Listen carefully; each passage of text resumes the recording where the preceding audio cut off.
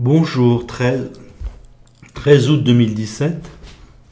Donc dans mes réflexions avancent sans arrêt, j'ai trouvé un principe simple en fait d'explication donc de l'évolution de l'antiracisme et du racisme en France, je vais vous en parler. Et je vais pouvoir probablement vous dire quelque chose d'absolument fascinant sur l'évolution du rapport de la France avec l'islam, avec les Français de couleur, pour l'avenir. J'ai simplifié beaucoup le principe antiracisme-racisme, j'ai compris quelque chose il y a peu de temps. Donc, l'antiracisme, c'est tout simplement le discours des Girondins, des Français de couleur-là, donc des Français de type allemand, et des Français de l'Ouest, Breton, Bretagne intérieure, cette forme-là. Vous avez, c'est une mentalité, c'est la mentalité du refus de la Révolution française, c'est-à-dire du refus de l'égalité. À partir du moment où on ne veut pas de l'égalité, on ne peut pas considérer les Noirs et les musulmans comme des égaux. Donc, pour le moment, on les considère comme des gens merveilleux, extraordinaires, fabuleux. C'est-à-dire, quand on ne vit pas avec eux, on les considère comme fabuleux, extraordinaires, merveilleux, qui ont tous les droits. Et ça s'inverse quand on vit avec eux. Paris vote beaucoup, Parti Socialiste vote beaucoup Macron, c'est un cas particulier, je devrais en parler dans d'autres vidéos. Donc voilà, c'est aussi simple que ça, me semble-t-il. Tant qu'il n'y a pas de gens de couleur, ou très très peu de gens de couleur dans cet espace-là, ces zones-là produisent de l'antiracisme, un discours antiraciste. Les gens de couleur, les Noirs, les Maghrébins, les Turcs sont des gens extraordinaires, fabuleux, merveilleux. Et ça va extrêmement loin, comme l'affaire de Rotterdam nous l'indique. Ça va vraiment à une tolérance absolue des comportements de ces personnes. Et donc, on peut anticiper l'évolution du discours antiraciste, l'évolution de la vie des idées en France, de la vie idéologique, et du rapport à l'islam et aux Français d'origine maghrébine, d'origine turque et aux Français noirs. Donc à partir du moment de maintenant, je vais toujours appeler Français de couleur, les Français noirs, les Français d'origine maghrébine ou les Français d'origine turque, je les appellerai Français de couleur. Donc en 2017, pour l'évolution, on peut anticiper l'évolution de la société française par rapport, dans ce regard aux Français de couleur. Donc en 2017, lors de l'élection présidentielle, dans l'espace girondin, donc en gros, dans cette zone-là, dans l'Ouest, beaucoup moins en Alsace et dans le Pas-de-Calais, donc je parle de cette zone-là et de l'Ouest, vous avez eu trois grands partis politiques, Macron, Mélenchon et le Front National. Peu de Front National en Bretagne, donc on ne pourra pas avoir de certitude absolue pour la Bretagne, mais on fera des hypothèses. Donc ici, ce que l'on remarque, bien évidemment, là où ça a de l'argent, ça vote Macron, là où ça n'a pas d'argent, ça vote Mélenchon, et là où il y a un peu de gens d'origine maghrébine, ça vote Front National. C'est-à-dire que on n'a pas beaucoup de gens d'origine maghrébine dans cet espace-là, mais dès qu'il y en a, le vote Front National est très important. Donc, ça vous confirme mon hypothèse, antiraciste quand il n'y a pas de gens de couleur, et raciste dès qu'il y a des gens de couleur. Alors, qu'est-ce qui s'est passé? Les gens de couleur sont encore très peu nombreux dans cet espace-là, donc il n'y a pas encore de grands discours qui tournent autour de cela. Mélenchon ne s'est pas déchaîné contre le racisme, me semble-t-il. Macron non plus. Je parle bien d'un déchaînement. Ils ont voté Front National, donc ils ont voté républicain. Ils ont voté pour les valeurs républicaines. Ils sont tellement peu nombreux que vous avez assez peu d'électeurs qui n'ont pas été capables de faire émerger un parti politique qui corresponde à leur mentalité. Donc ils ont voté Front National.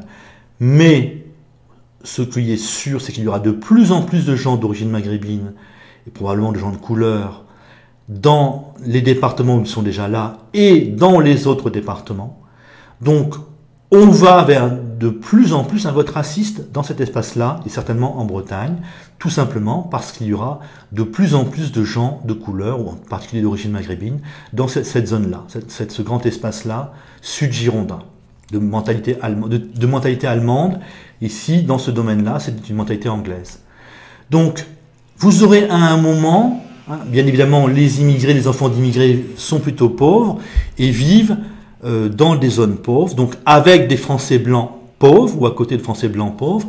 Et donc, au bout d'un moment, vous aurez plus de gens d'origine maghrébine, de gens de couleur dans cet espace-là, sur quasiment tous les départements. Donc, à un moment donné, tous les Français blancs pauvres de cet espace-là, et probablement en Bretagne, vont voter, alors peut-être Front National, ou en tout cas Front National ou identitaire, un parti politique qui correspond exactement à leur mentalité. Donc ce sera probablement les identitaires. Donc à un moment donné, comme quasiment tous les blancs pauvres vont voter racistes, eh bien France Insoumise n'aura plus d'électeurs chez les blancs pauvres, et France Insoumise aura perdu énormément d'électeurs. France Insoumise va probablement disparaître comme grand parti politique à ce moment-là. Et à ce moment-là, quand vous aurez les Français blancs pauvres de ces deux régions-là, de ces deux régions girondines, qui vont voter Front National ou identitaire, probablement identitaire, eh bien vous aurez le déchaînement de l'antiracisme. À ce moment-là, donc, ceux qui ne vivront pas à côté des gens de couleur, ce seront ceux qui ont de l'argent, les 20-30% les plus riches, qui, tout en étant racistes, vont continuer à vivre avec très peu de gens de couleur à côté d'eux. Donc ça sera l'âge d'or de l'antiracisme, probablement en tout cas, et ça sera un déchaînement antiraciste, parce qu'eux pourront dire en quelque sorte, les racistes c'est les ouvriers et les employés, donc c'est les pauvres que nous haïssons. Le déchaînement antiraciste sera à son âge d'or, à son apogée, parce qu'à ce moment-là, ce sera un déchaînement en fait contre les ouvriers et les employés que les classes moyennes détestent, méprisent. Donc ça ira peut-être. Vous aurez toujours, du côté des classes aisées, des 20-30% les plus riches, un discours antiraciste qui pourra aller extraordinairement loin. Si on regarde l'exemple des Anglais, donc des classes moyennes anglaises qui laissent des viols de masse se faire contre les petites Anglaises, des Anglaises de 11 à 16 ans, qui sont bien sûr des enfants de pauvres. Vous avez eu donc en Angleterre ces classes moyennes qui ont protégé des Pakistanais qui violaient des Anglaises de 11 à 16 ans. Donc nous en France, dans un certain temps, quand vous aurez plus de gens de couleur, eh bien, il est assez possible que les classes aisées, les 20-30% les plus riches, protègent, on le sent déjà en France, mais protègent les comportements les plus monstrueux, quasiment, des gens de couleur. L'antiracisme, comme on le voit au Royaume-Uni, va extraordinairement loin, va jusqu'à protéger donc des viols de jeunes filles de 11 ans. Donc, à un moment donné, vous aurez une telle haine, me semble-t-il, des classes moyennes à l'égard des ouvriers et des employés qui voteront racistes, que ces classes moyennes vont protéger tous les comportements monstrueux de la part de gens de couleur. On risque d'avoir la période Rotheram dans un certain temps en France. Donc, aujourd'hui, en 2007, assez peu de gens de couleur ici, donc vote Front National encore assez faible, donc ça restait calme. Dans 10 ans, 15 ans, 20 ans, beaucoup plus de gens de couleur dans cet espace-là et en Bretagne, donc Front National ou identitaire qui font faire un score beaucoup plus élevé, France Insoumise qui va s'affaiblir énormément, les classes aisées vivant toujours entre blancs, là proposant probablement l'apogée, le maximum de l'antiracisme, un antiracisme qui va protéger des violeurs, qui va protéger des gens qui iront extrêmement loin.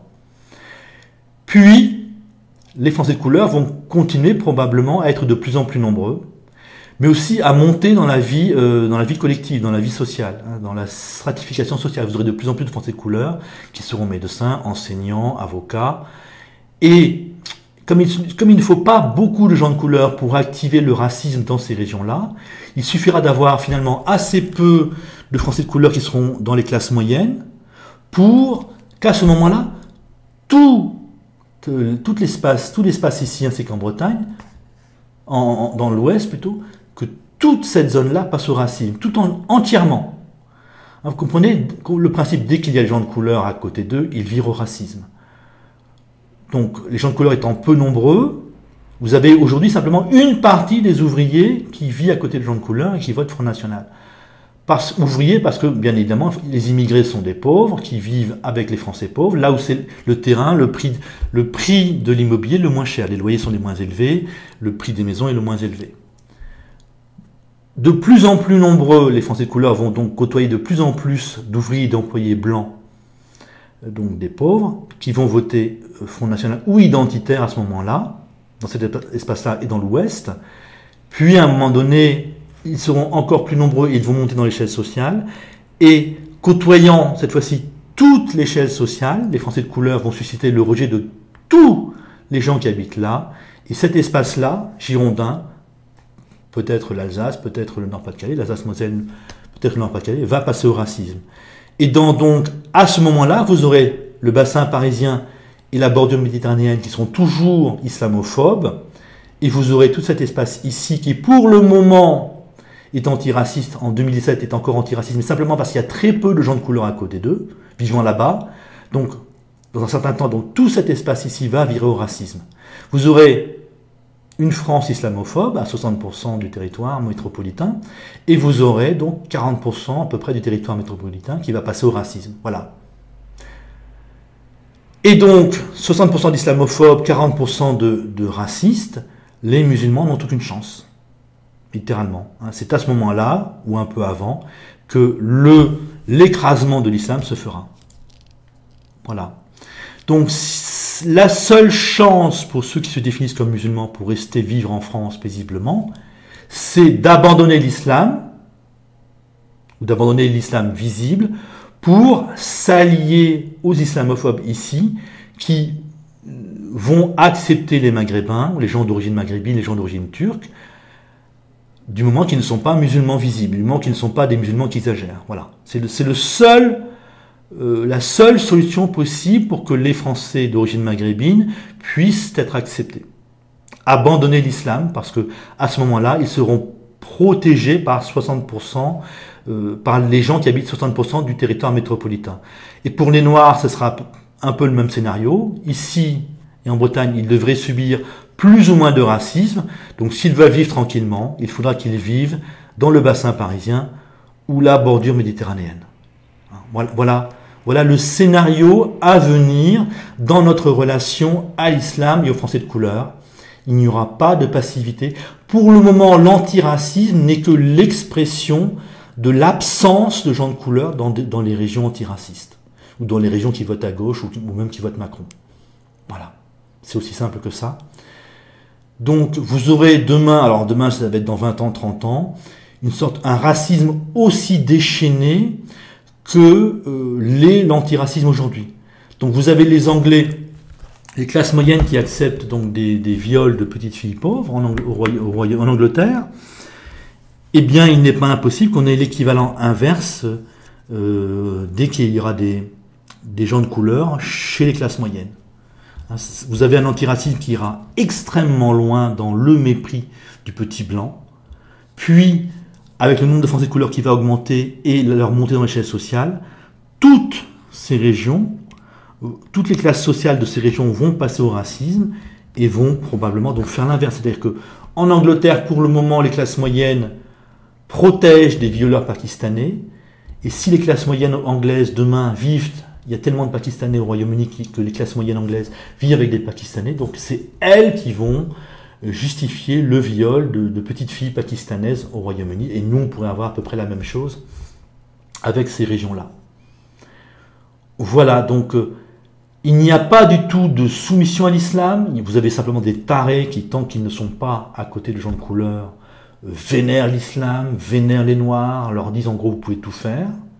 Et c'est terrifiant pour les classes populaires, c'est terrifiant pour les pauvres qui vivent avec les gens de couleur. Mais avec le temps, il y aura une épreuve terrible pour les Français pauvres qui vivent avec les gens de couleur, un moment terrible qui va durer peut-être 20 ans, 20 ans, 30 ans. Et dans un certain temps, donc ça sera un retournement total. Les régions antiracistes deviendront aussi racistes qu'elles étaient antiracistes aujourd'hui ou hier. Voilà le scénario probable, voilà le déroulement logique en fait de la relation de la France métropolitaine aux Français de couleur. Le bassin parisien restant islamophobe, devenant de plus en plus islamophobe au fur et à mesure qu'on aura de plus en plus de musulmans ou de musulmans radicaux. Et petit à petit, donc le sud girondin et l'ouest passant donc à un racisme de plus en plus impressionnant, mais avec une période d'antiracisme de plus en plus dure, donc ça va jusqu'à protéger des violeurs. Voilà, voilà les 20, 30, 40 années qui viennent. Alors il est peu, si aucun grand événement ne se passe, mais bon, ce serait ça le scénario logique en tout cas, qui nous attend. Hein, c'est assez effrayant. Donc je pense qu'il faut réfléchir à partir de ça. Salut!